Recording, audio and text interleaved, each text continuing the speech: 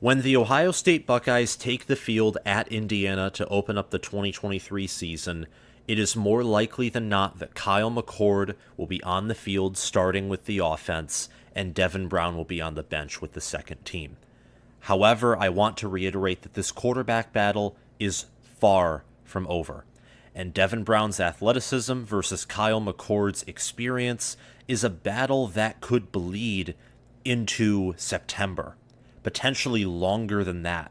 As Kirk Herbstreit has said publicly, as I feel like Ryan Day has alluded to, as it doesn't appear like either quarterback has taken a major step over the other, and I think there's a very good chance that this competition could go on for longer than just the preseason.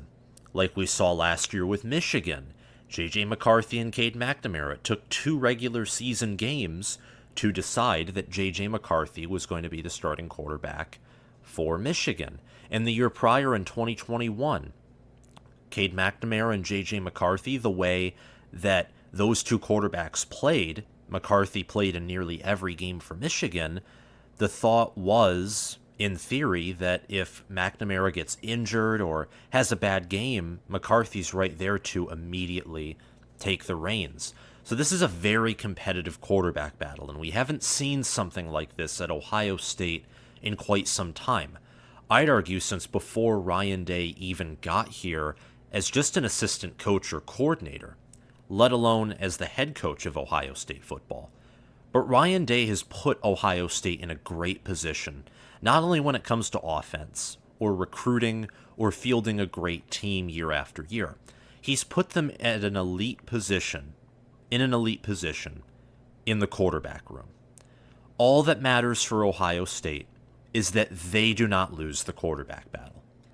Whether Devin Brown wins, whether Kyle McCord wins, all that matters is that Ohio State gets a great quarterback out of the battle, and that in the big games, whether it's against Notre Dame, whether it's against Penn State, or whether all you're focused on is the Michigan game and you think that's Ohio State's only big game, as Ryan Day's only loss to Michigan, he's 31-0 against Big Ten opponents not named Michigan, then a quarterback that in those big games can play it at an elite level, step up and do everything in his power to win that game.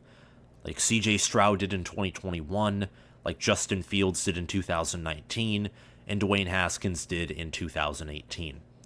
A little side note, I don't know about CJ Stroud's performance against Michigan in 2022. He made some mistakes, but you got to chalk it up to poor defensive performance, especially the secondary, and also Michigan's defense playing an even better game, despite not having Aiden Hutchinson and David Ojabo. An even better game Michigan's defense and secondary played than the 2021 game. But you got to have a great quarterback, and you got to have, more importantly, an elite quarterback if you want to win the Big Ten and especially the national championship. And that's what Ryan Day and Ohio State are after. They're not after winning the Rose Bowl. They're not after winning another New Year's Six Bowl, since the Rose Bowl this season is going to be a semifinal.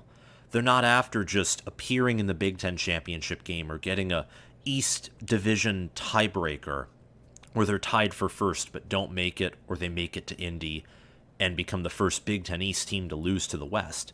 They're after the biggest and best things they can get, which is winning the Big Ten, winning a playoff game.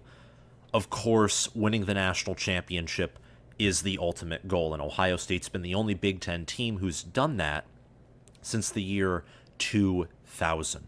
They're the only Big Ten team to win a national championship this century, and a huge part of that has been their quarterback play.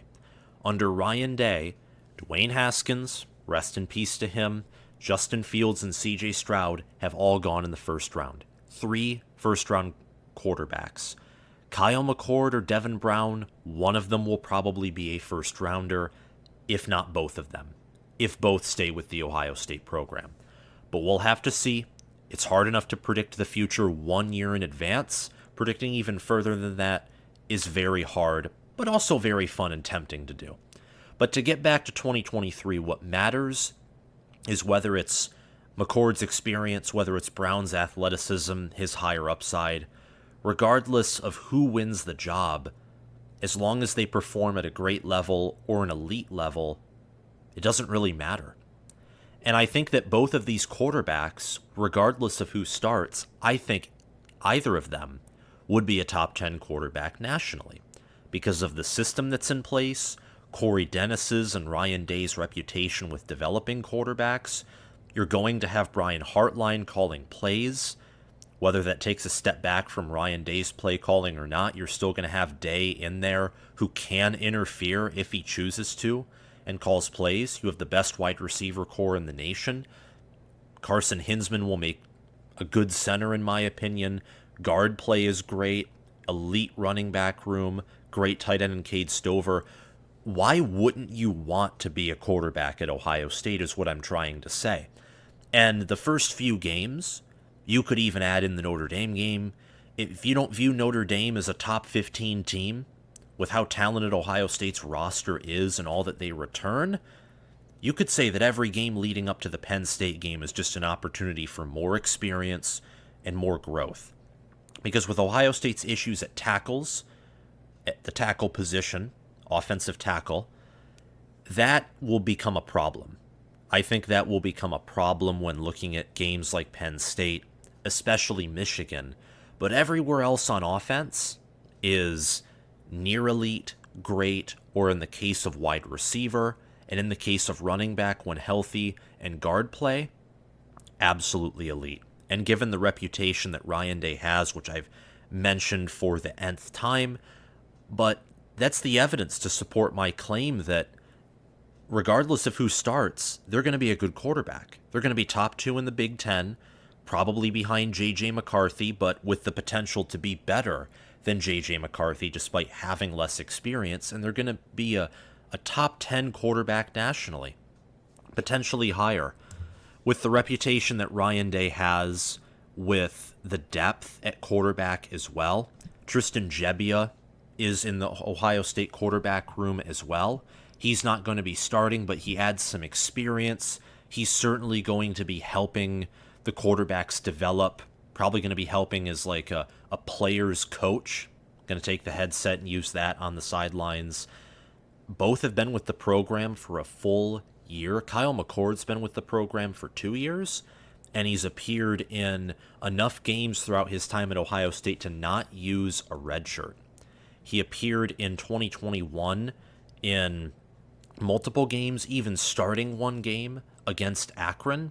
He appeared again in 2022 and had appearances against Indiana, Iowa, Michigan State, Rutgers, Wisconsin, all kinds of opponents, just getting reps, learning under CJ Stroud, which Devin Brown also did because he was with the program for the 2022 season.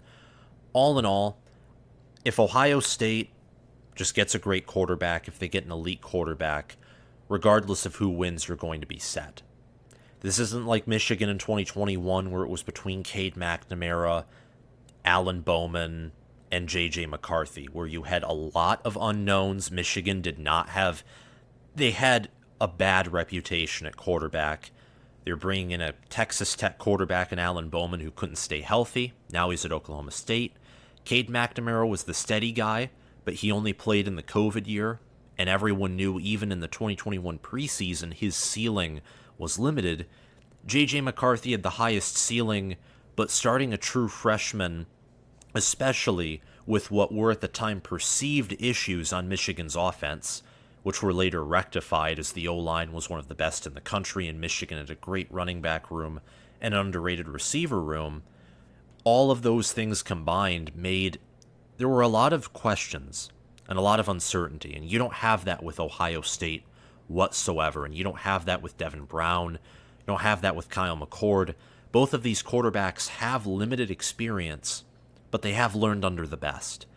And limited experience under the best is better than tons of experience and tons of years with the worst of the worst. And that goes with life, and that goes with college football. Kyle McCord, who's now a junior, has had one career start only, but he has a total of 606 passing yards, 3 passing touchdowns, and 2 interceptions in 2 years. And I think that whether it's McCord, whether it's Brown, I think the Ohio State tradition of producing elite and great quarterbacks under Ryan Day is just going to continue. Haskins passed the torch to Fields. Fields passed it to Stroud. And now Stroud is passing it to either Kyle McCord or Devin Brown. That's what's going to happen. McCord is 6'3", 222 pounds. He came out of Philadelphia, Pennsylvania, and was a part of Ohio State's legendary 2021 recruiting class that included JT Tuimoloau, Jack Sawyer, Donovan Jackson, TreVeyon Henderson. All these guys, by the way, don't forget about Emeka Egbuka, are going to be starting for Ohio State this season. All of those names I mentioned were 5 stars. And there are probably some other highly ranked 4 stars or maybe another 5 stars who I'm not exactly remembering. But they're all going to start, and all of them are going to have a major contribution to Ohio State's season, I think in a good way. Kyle McCord was recruited by Brian Hartline. Out of high school, he was 6'3", 215 pounds, rated as the 28th best player in the country and 6th best quarterback according to 24/7 Sports Composite. He ran a 5.07 40-yard dash, and compare that to Devin Brown's 4.8, and you see that Devin Brown is the more athletic player. However, Kyle McCord had a 4.57 shuttle time as compared to Devin Brown's 4.99. So both of these quarterbacks do have some mobility to them. Devin Brown, I think, is the more mobile player. He's also 6'2.5", 196 pounds. More nimble, was only rated as the 43rd best player in the country and 6th best quarterback, according to 24/7 Sports Composite. And he's a year younger, a part of the 2022 recruiting class. So McCord definitely has more experience. Devin Brown has no starting experience and doesn't even have a passing attempt yet for Ohio State, but he is the more athletic quarterback of the two. I think learning under CJ Stroud and Ryan Day is what is going to ultimately benefit these young men in the long run. And this quarterback competition, it could extend into the fall. It could be finalized in the preseason. But I think this is the deepest quarterback room in the country, because USC has Caleb Williams, who's the number 1 quarterback in the nation. Kansas, North Carolina, Oregon, Washington, even Michigan with J.J. McCarthy. Those are some schools that have great, near-elite, potentially elite starters. In the case of Drake May, Caleb Williams, and I think even Jalen Daniels, obviously elite quarterbacks. Outside of Kansas with Jason Bean, who statistically is a great quarterback, none of those other schools have a quality backup. Maybe Oregon. Oregon has a player whose name I forget, who is a highly ranked 4-star out of high school. Outside of Oregon and Kansas, USC has Miller Moss, who I don't think is at the level that either Brown or McCord are at. This quarterback room it's deep, and that'll help in case of a tragic injury. I think Ohio State's the only school in the nation where their starting quarterback, whether it's McCord or Brown, could get injured, and he's out for the rest of the year, and nothing changes. In a certain sense, just like the 2014 season, where Braxton Miller went down, JT Barrett went down, and then third stringer Cardale Jones led the team to a national championship. And the team just got better and better and better all year despite injuries at quarterback. I think this Ohio State team with the depth at quarterback could do that. And I think that they've been able to do this for quite some time. CJ Stroud, he came out in 2021 and it took him a few games, but eventually he solidified himself as the nation's best quarterback. He could have done something, and he could have played at a great, good level if Justin Fields had a tragic injury occur to him in 2020. And Kyle McCord in 2022, after a full year of experience, and he played better in 2022 than he did in 2021, if CJ Stroud got hurt, McCord could have stepped up and helped this team still have a high level of success on the field. So Ryan Day has put the Buckeyes in this position for quite some time, and we may only just see it now or this year if the quarterback competition resumes into the fall and you get to see Devin Brown and Kyle McCord play in multiple games. And my anticipation is, if we see this, we'll understand what I'm talking about here. And we will be amazed, and some of us will even be shocked that there are two great quarterbacks, two elite, potentially, quarterbacks on the same field. And this is the transfer portal and NIL era, where if you're a great backup, the narrative is you're going to immediately transfer out. And that also speaks, if the loser of this quarterback competition stays and doesn't immediately transfer out, that speaks to the culture that Ohio State football has. So two guys with great height, great weight. Devin Brown has some extra athleticism to him, but Kyle McCord will still have the ability to definitely escape the pocket. Both are great passers. McCord was a 5-star out of high school. Devin Brown was a top 50 player out of high school. So Ryan Day has a lot of talent in that quarterback room, and I don't think you can go wrong with either player. I think that development and coaching beat talent most of the time. Not all the time, but most of the time. And Ohio State has both. 4-star and 5-star, highly rated players coming out of high school, teams that dotted it up and diced up defenses in high school, and they come to a college that has a great reputation at developing quarterbacks, a head coach, and an offensive staff who've put 3 quarterbacks in the first round in a row. I don't think you can go wrong with either player.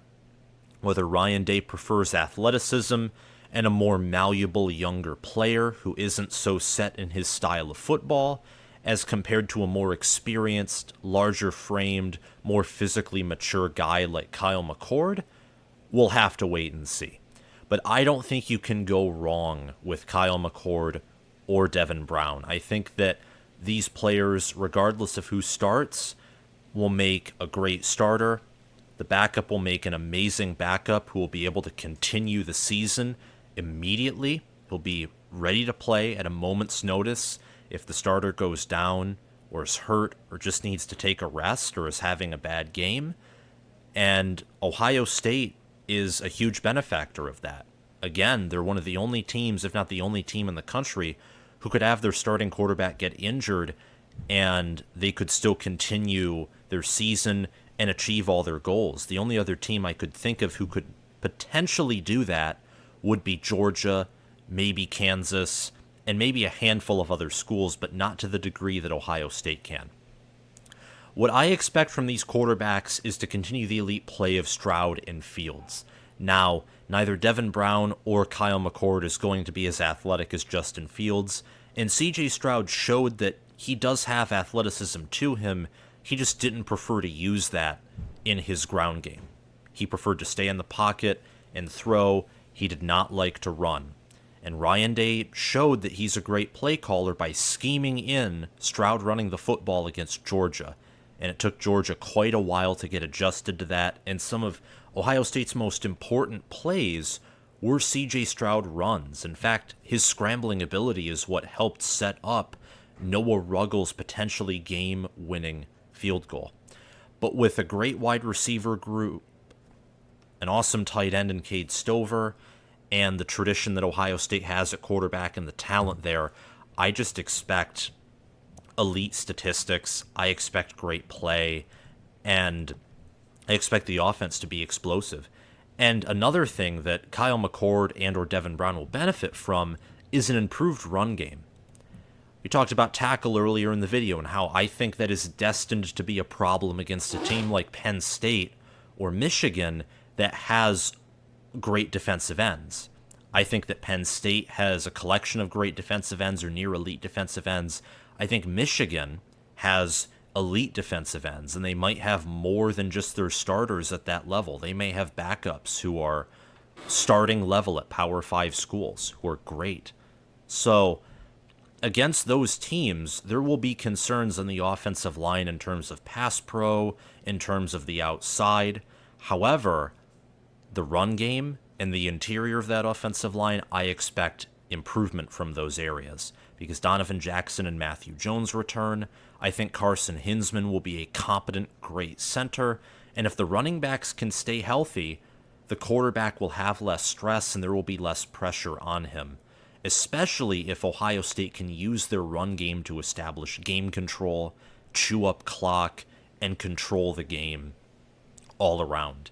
And if they can get some explosive runs too, that will help.